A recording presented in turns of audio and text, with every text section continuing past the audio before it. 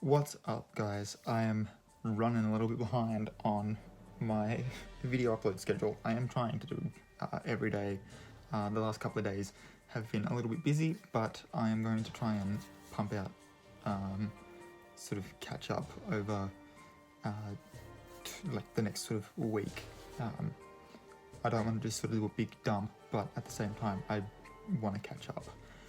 So, as you probably were able to tell from the thumbnail and the title, this is my Phase 4 sort of predictions video, as well as also talking about some things that have been confirmed as well.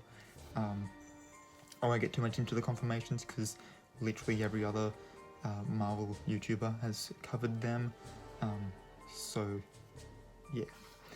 Let's dive straight into it. Obviously, Black Widow is the first one coming up. I think it'd be really cool to see the Winter Guard appear in this, and I'll get into why that is in a second. There's a whole heap of things that I think sort of make this seem very plausible, but the main sort of outliers here are that Ursa Major and Darkstar are mutants, and that potentially at the time of writing the script and sort of heading into production, Marvel wouldn't have known if it had the use of mutants, and therefore they wouldn't have been able to use Ursa Major or Darkstar. That being said, in the trailer, I'm pretty sure there are Easter eggs in the trailer to Ursa Major, particularly. Not so sure about Darkstar. However, the Dark Force, which is where Darkstar derives her powers from, has been seen before in the MCU. It was in Agents of S.H.I.E.L.D. used by the character Blackout in the episode just after Hydra's sort of come to the surface to let all the inmates out of the fridge, and Coulson's trying to protect the cellist that was sort of referenced in Avengers as being sort of a romantic interest. So there are sort of some things that they can sort of pick up on and sort of be like, yeah, no, this character in the MCU is not a mutant, they just derive their powers from this. And similarly, Ursa Major could be due to some sort of reaction or maybe using their DNA in the super soldier serum for whatever reason. Crimson Dynamo, who is a part of the comic lineup, is originally an Iron Man villain, and considering that Black Widow, both in the MCU and in the comics, debuted in an Iron Man title, ironically in the same things as Ivan Vanko, who was Crimson Dynamo in the comics, Whiplash in the films. Kind of seems like Crimson Dynamo could be a possibility. This film is quite likely to connect to Falcon and the Winter Soldier. I believe I've heard when I first wrote this, that was sort of a speculation. I think it's now been sort of confirmed that this will be feeding into, in one way or another, into Falcon and the Winter Soldier, being the first property on Disney Plus to come out, and also being the second property of Phase 4 to come out. It seems very likely that they'll connect. This film is likely to pass the torch to Yelena Belova, so that we can have Black Widow titled films set after Endgame, and still sort of keeping the title. And with Thaddeus Ross appearing in this, it opens up a potential Thunderbolts storyline.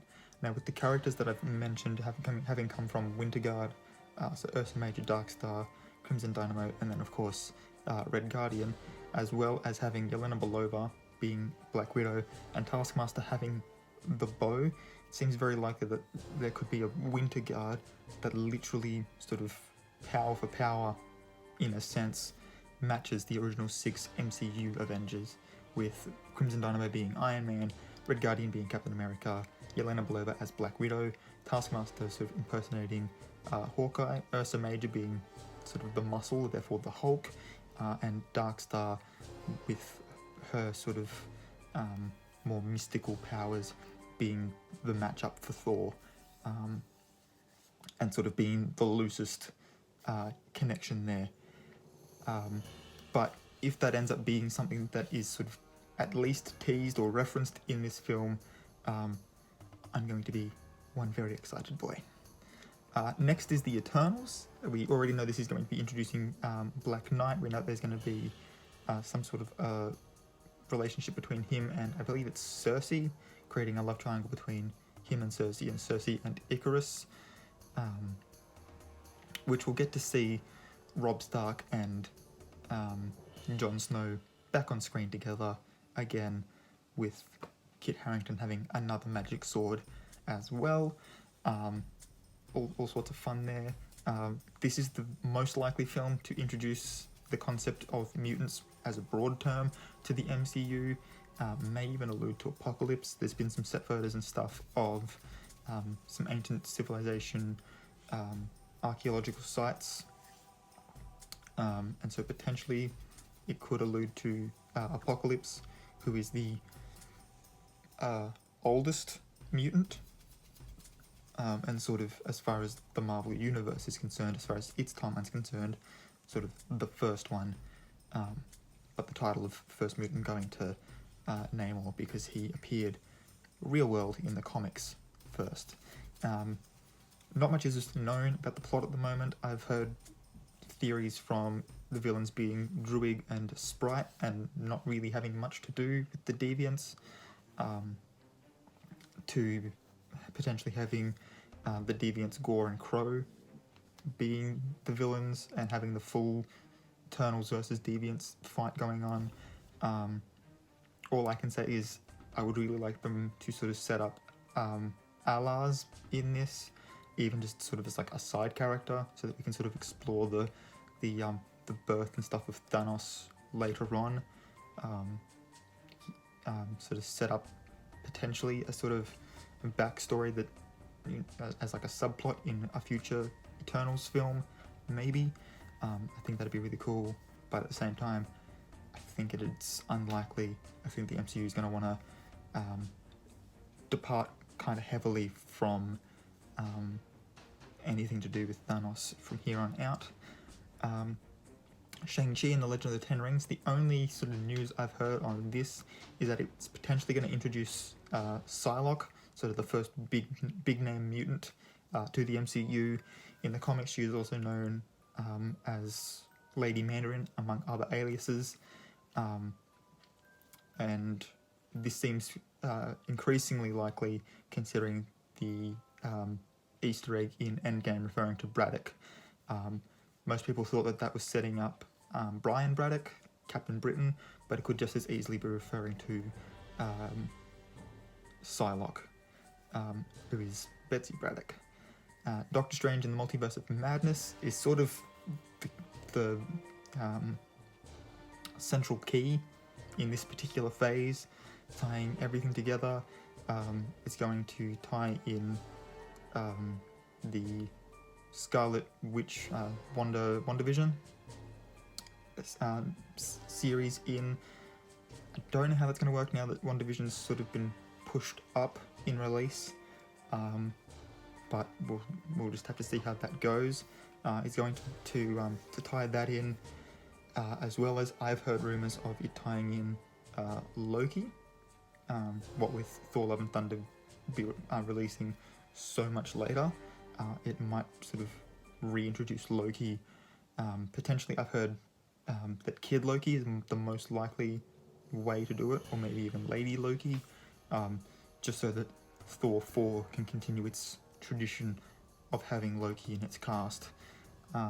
Personally, I don't see that as a good enough reason to bring Loki back, and I honestly think that in both cases, with Doctor Strange and the Multiverse of Madness and with Love and Thunder, that is going to depend on what actually happens in that show, as to whether or not he appears. Nightmare was considered to be the main antagonist. I'm not sure how that's going now. I do know that its director very recently sort of stepped away from the project because of creative differences with Marvel, so it's now sort of unclear as to what's happening with this film. Hopefully they find a director soon, so that this can meet its release date. And this is likely to introduce Namor as well, which could be kind of cool to see the first mutant come in. And I think this is particularly more likely considering that they've recently reacquired the rights to both him and the Hulk, which is later down on this list from Universal. The third Spider-Man film, the as yet unsubtitled film, the prevailing theory as to the antagonist of this is Kraven the Hunter, likely taking inspiration from the Kraven's Last Hunt storyline in the comics, and also being a Sony joint project and potentially being the first in the line of sort of crossover films that they do with each other, setting up the Sinister Six so that Sony can explore that in their own film. Sony's been wanting to do a Sinister Six film since Spider-Man 3, the Tobey Maguire Spider-Man 3. The Amazing Spider-Man series was pretty much solely to try and set up a Sinister Six film. And then when you look at the characters that have appeared between since Spider-Man 2, the only character missing from the original comic book lineup is Kraven. He has not made an appearance yet. So we had Dr. Octopus in Spider-Man 2. We then had Sandman in number 3. We had Electro in Amazing Spider-Man 2. We then had Vulture in Homecoming, Mysterio in Far From Home, as well as a reference to Sandman being the Earth Elemental. So yeah, Kraven's the only one missing. Other characters that they could take from that exist in the MCU at the moment. Obviously you've got Scorpion and Shocker in jail. Prowler is Donald Glover's character from Homecoming. Could appear. They've obviously referenced Hydro Man, Molten Man, and Cyclone being the elementals from Far From Home. The Tinkerer's still around somewhere. He was the guy that built Vulture's wings. Chameleon is at least theorized to be the guy that drove the bus in Far From Home. And I've seen, I don't know how reputable my sources are on this particular one, but I've seen things that claim that Liz Allen becomes the villain Screwball in the comics, although, again, I don't know how reputable that is. There are murmurings on the internet that Sony wants to pursue a live-action Spider-Verse film with Andrew Garfield and Tobey Maguire, with this being the one that sort of directly follows Multiverse of Madness, and with how successful the animated Into the Spider-Verse was. I kind of think that this is very likely. It'll both capitalize on sort of Sony's best Spider-Man film, as well as being able to potentially bring in fan favorite characters like Alfred Molina's Dr. Octopus. Now I know that he died at the end of his film. He sort of gets sucked down to the bottom of the river with his son. Now, yes, he could have drowned, but at the same time, those arms each had sort of a mind of their own. They may have wanted to escape. He's strapped into them. They would have pulled him to safety, potentially. So he could potentially come back. They could write a way in for him to appear again. I'm pretty sure he's, as of recording, the highest sort of fan favorite casting for a particular villain, as well as being sort of Spider-Man's most dangerous, most prominent enemy as well.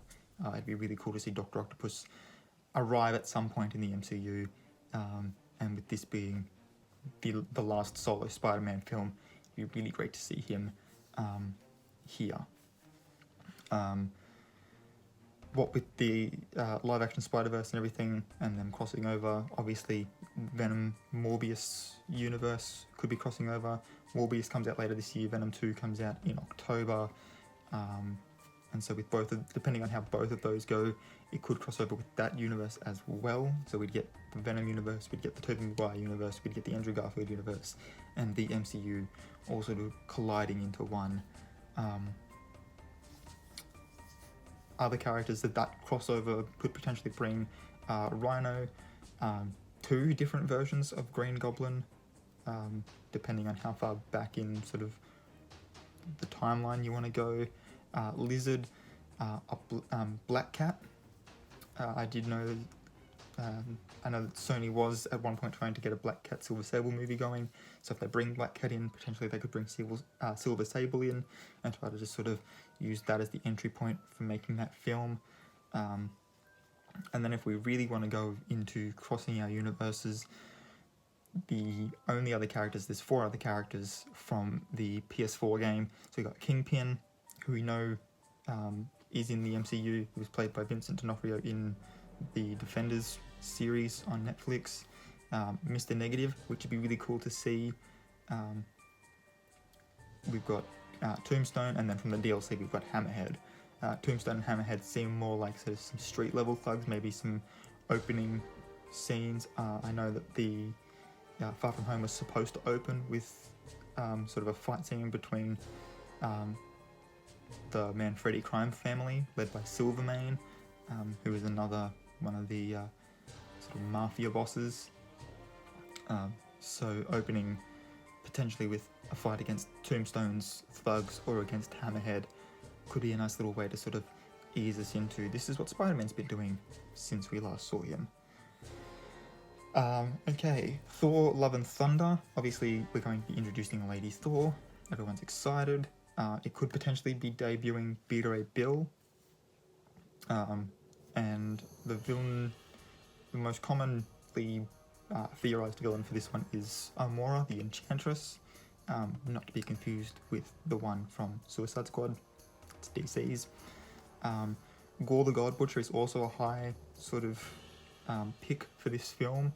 And then other sort of theories have been Carnilla, the Norn Queen, as well as some Angels of Heaven, a sort of exiled 10th realm. Now that Asgard is destroyed, there would be nothing stopping them, similar to how Odin dying allowed Hela back from Hell. And if the Angels of Heaven do appear, Angela could come back. This is unlikely, I think, because I do know that they are working on a new Spawn film, and with Angela being originally a Spawn character who had her rights bought by Marvel to allow her to be in Thor's sort of continuity, I don't see them doing that. That, and they gave her backstory of being exiled to another realm to Hela, and they sort of merged the characters there. So I don't see the Angels of Heaven being a part of this, but if they are bringing in Angela, that could be really cool, because Angela does go on to become a member of the Guardians of the Galaxy in the comics, giving more sort of precedence to Thor being in Volume 3 of Guardians of the Galaxy. Now, Christian Bale has been cast in yet an unknown role. 2 main possibilities that I've already mentioned are either Beta Ray Bill or Gore the God Butcher. So he'll either be a friend or a foe. I have also seen Boss Logic did a really cool sort of fan art of Christian Bale as Mephisto, with sort of like a little quote underneath where sort of suggesting that maybe Thor will sign a wager with Mephisto to have Asgard brought back together on Asgard, and obviously then all the souls of the people that were killed by either Hela or Thanos would also sort of come back with that, and that could then sort of set up the action. I don't think Mephisto is likely to be in the Thor films. I think keeping it sort of as Guardian is going to be the way they go with this. Mephisto feels more like a Moon Knight or a Ghost Rider kind of villain. And again, Loki's inclusion will largely depend on his Disney Plus series. Mark Ruffalo's Incredible Hulk. As I said before, Marvel has reacquired the rights to the Hulk as well as to Namor the Submariner. So getting Mark Ruffalo's Incredible Hulk, which would technically be the second Hulk film in the MCU, but the first one to be 100% funded by Marvel Studios. Unless they decide to do a complete sort of retcon of his character to allow us to sort of forget that the 2008 Hulk ever existed. I see this taking place sort of following on from Endgame, and therefore keeping the continuity of the 2008 Hulk, meaning that the leader could show up as the villain, potentially with Wendigo as a minor enemy. We might get to see Worldbreaker Hulk level strength, with the whole mind and body deal sort of falling apart. Introducing Wolverine and Alpha Flight, the Canadian Avengers, could be really cool. And obviously then give us the Hulk versus Wolverine fight that we really want to see on screen. And I think in sort of towards the end of the film, potentially into a post-credit scene, whether it's the first or the second, doesn't really bother me either way. But having Thaddeus Ross become Red Hulk, as well as him being clearance by the UN overseeing sort of the Sokovia Accords to assemble a pro-Accords team, which would therefore be the Thunderbolts, fully setting up a Thunderbolts film, could be kind of cool. And the other thing that I would really like to see this do is to introduce us to Rick Jones properly, potentially even going so far as to give us A-Bomb. Would be really cool. He didn't appear in the 2008 film at all. It was later retconned that the guy eating the pizza in the university ended up just being Peter Parker's teacher in high school, because it's the same actor, Martin Starr. So yeah. Deadpool 3, the only thing I can say about this is that I really hope Zazie Beetz gets to keep her role as Domino, and obviously they're probably going to recast Cable, if they're going to include Cable at all. They could make it that Cable, somehow found a way back to his own time, having sort of changed the future. His family would still be alive, so sending him back is also on the cards, particularly now that they're in the MCU, opening up the multiverse and whatnot. It'd be quite easy for him to step back into his own timeline without having to use his time travel device, which obviously Deadpool uses to no end in the last sort of act of Deadpool 2. If we finally ever get around to getting an Avengers 5, the Masters of Evil as antagonists, if this comes before the Thunderbolts, I think it should introduce a whole bunch of new characters as the Masters of Evil, so that there's more options for characters to appear in the Thunderbolts film, because I don't think they should do what DC did and make it sort of, I'll make a whole different video about DC's extended universe. We'll cover that there. Let's put it that way. Black Panther 2. Most people thought that this was going to be subtitled like Two Kings and have Namor in it. It's seeming more and more likely that this is going to have Doctor Doom in it, which, look, I agree with. I don't think that Doctor Doom should appear with the Fantastic Four to start off with, because every time Fox has tried to do a Fantastic Four film, they've made Doctor Doom the main antagonist, and they've all done either meh or really badly. If I recall correctly, the overall score between Metacritic, IMDb, and Rotten Tomatoes for the 2015, sort of the most recent Fantastic Four film, is at 28%. That's an average across the three. So critically, it's not a good film, and it did not do well at box office. So bringing Doctor Doom in, I think is really cool. If they do that, I think it'd be really cool to have Latveria be sort of set in what used to be Sokovia. I think after Age of Ultron, having this powerful tyrant come in, rebuild the country, the general population be willing to allow him to rule the country, and therefore Sokovia would become Latveria. I think another cool thing to do would be if it sort of divides itself between people that, appreciate the Avengers for saving their lives and the people that think the Avengers caused the destruction of their nation, separating those into Latveria and Symkaria, the home nation of Silver Sable, who obviously would go on to be a sometimes ally to Spider-Man, a known Avenger. I think that could be really cool too, as well, particularly with some of these films touching on political and philosophical ideals, the same way Black Panther 1 did as well. Could be kind of cool.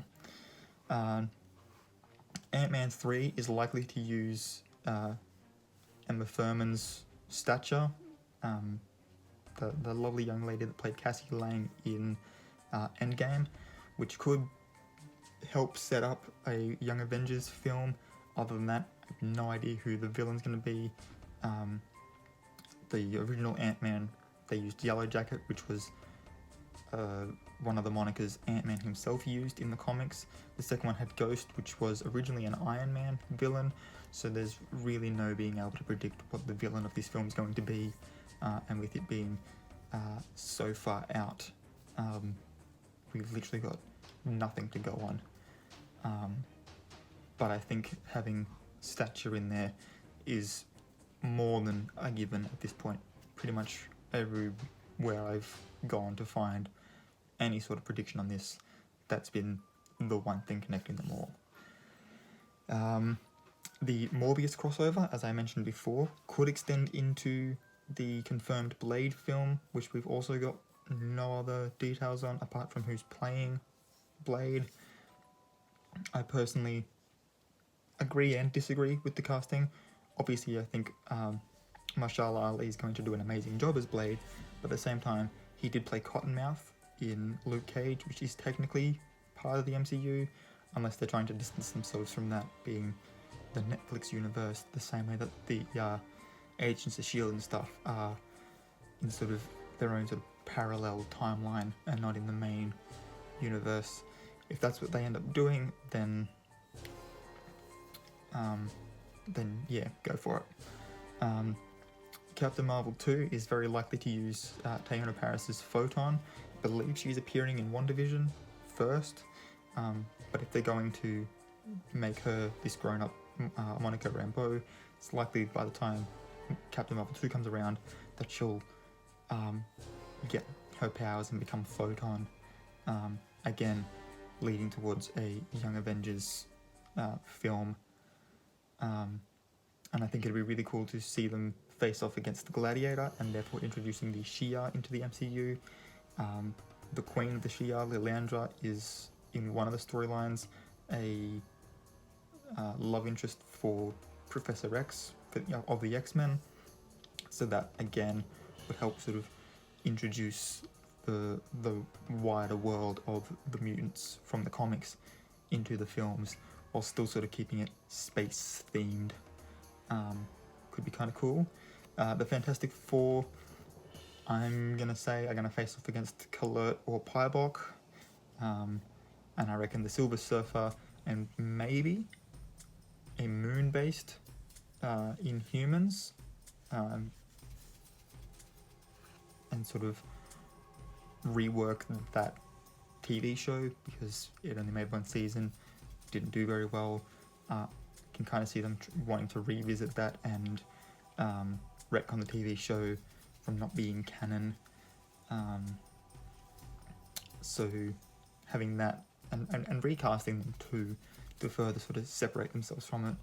I know Vin Diesel wanted to play Black Bolt because Black Bolt doesn't speak at all.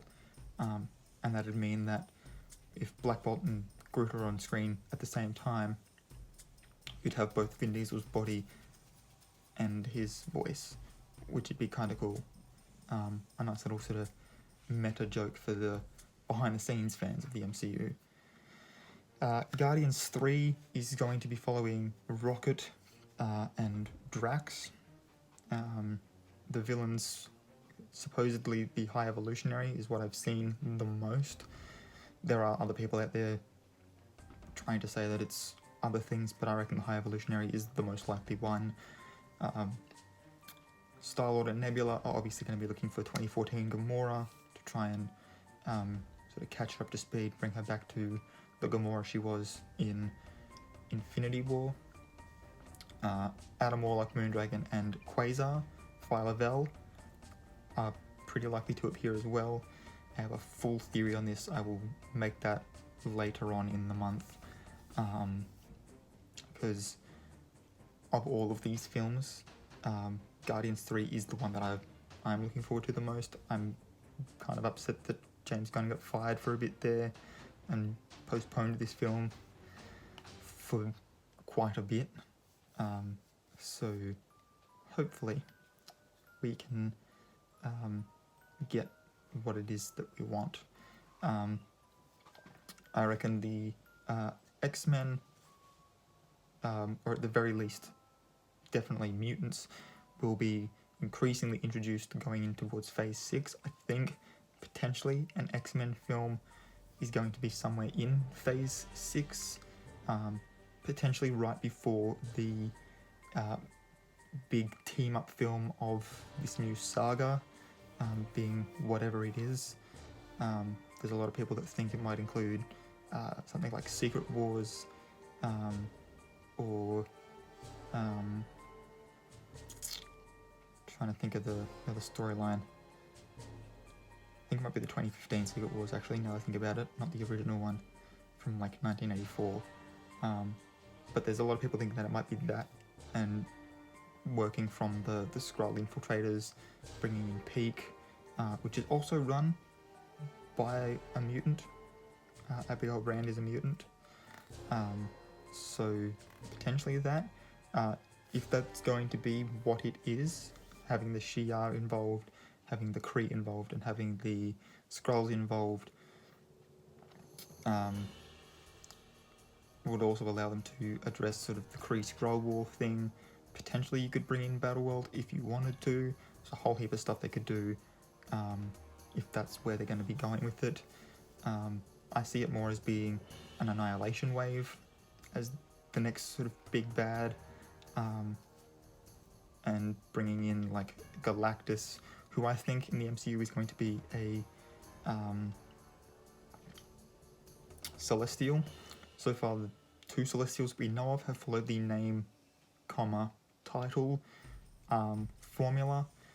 For instance, Ego, the living planet, and we've got Eson, the Searcher, and so Galactus, the World Eater, fits that formula. So that's what I think. And obviously, Agents of Sword, let's say that word correctly, is going to be a Disney Plus exclusive show, I believe. I've heard whisperings, and if that's going to be a thing, I'm excited. In all these things, if they do bring Inhumans back into the fold, I would really like them to bring Chloe Bennett's Quake back. I think she played that character perfectly in Agents of S.H.I.E.L.D., and I think it would be sort of really sad to see her leave the MCU in any capacity. Plus, I'm pretty sure she's a sort of fan favorite character from the comics. Could be wrong, but I'm a very big fan of her particular rendition of the character. As far as team-ups are concerned, there's so many teams that they can now explore, having sort of finished potentially with the Avengers. The Illuminati is a team that they could do, which includes Doctor Strange and Namor. Black Bolt, again, if they reintroduced the Inhumans, Black Bolt could be a part of it. Professor X, Reed Richards, and then instead of Tony Stark, I see it being Black Panther, who is similarly got his like enhanced science division, incredibly strong. Powers mainly come from his suit. So keeping as close to the original comic book rendition as possible, while still adding in the little changes to make it sort of new and fresh and stuff. Plus having Black Panther and Namor, who were rumoured to be enemies in a film, having to team up, could be kind of cool, and it could sort of hint at a rivalry between Wakanda and Atlantis as well, which would be interesting to see if they're having to work together to take down a bigger threat. The Annihilators is sort of a comic Avengers, which includes Beta Ray Bill, Gladiator, Silver Surfer, all characters that they could introduce and that I've mentioned could be introduced. And then obviously the Thunderbolts will be the pro-Accords government-controlled Avengers team.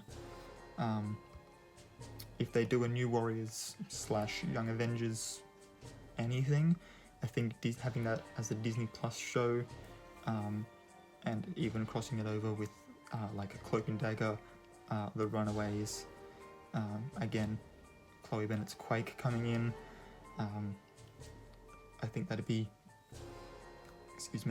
kind of cool to see. And if they do that, having Kang the Conqueror as the main antagonist for them, considering that he is a future version of Nathaniel Richards, who is Iron Lad, I think that'd be kind of cool. It'd be particularly like mind blow if in like the first episode Iron Lad like dies on a mission, and then it turns out that there's a future version of him as well. I think that'd be kind of cool. And then the last thing that I've got for this is that the Ghost Rider and Hellstrom series that are supposed to be going up on Hulu could lead towards a Midnight Suns team-up series. I've heard that they're also looking at bringing the characters, not necessarily the actors, but the characters of Punisher and Daredevil back into the MCU. I think it'd be really cool to see them played by the characters that play them so perfectly on Netflix. And if they come back, the Midnight Suns team that I've heard will be Ghost Rider. What have I heard? Ghost Rider, Moon Knight, Blade, and the Punisher. But if we're going with Hellstrom being here as well, Hellstrom could be really cool to see, as well as I've heard Elsa Bloodstone potentially could be in that series as well, which would be really cool to see. And that's where I think, if anything, we're going to find Mephistopheles and sort of get into the more occult side of the MCU. But that's all I've got for today. Let me know what you guys think in the comment section down below. And until next time, guys, keep your head screwed on.